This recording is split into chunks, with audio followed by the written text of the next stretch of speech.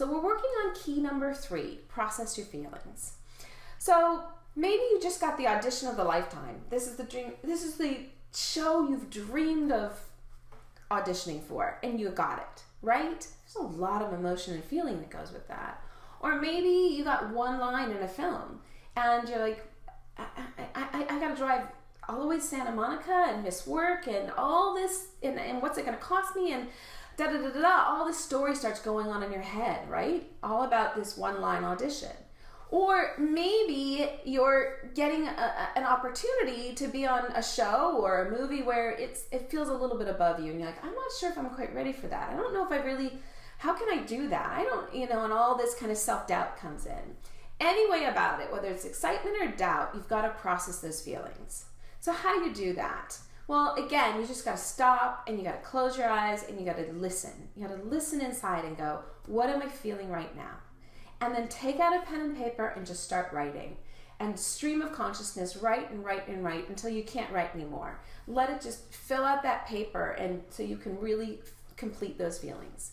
And if you're like me, you might want to pick up the phone and call a friend and then share it with them too. And maybe you don't have time for both, and you do one or the other. Call a friend or write about it. But you want to get complete with those feelings so that your brain gets really clear, and now you can focus on really breaking down the script and making decisions. And you can do that when your mind is clear.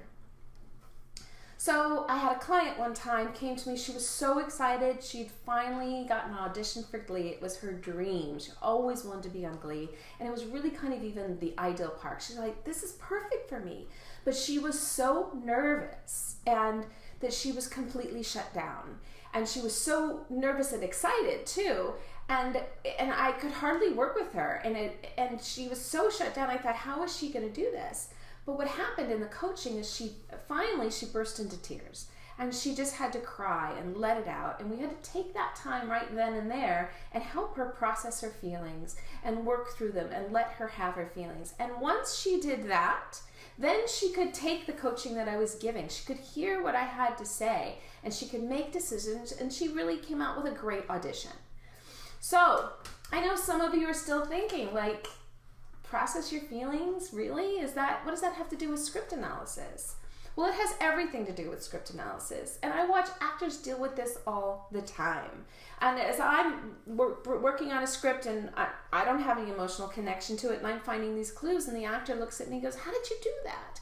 Well, I'm watching their mind spin with all this stuff, like, I can't find this, or where is this, and da-da-da-da-da-da, all this spinning, so that they don't have the opportunity to find the clues. So stop and listen, and then ask yourself, what are you feeling right now?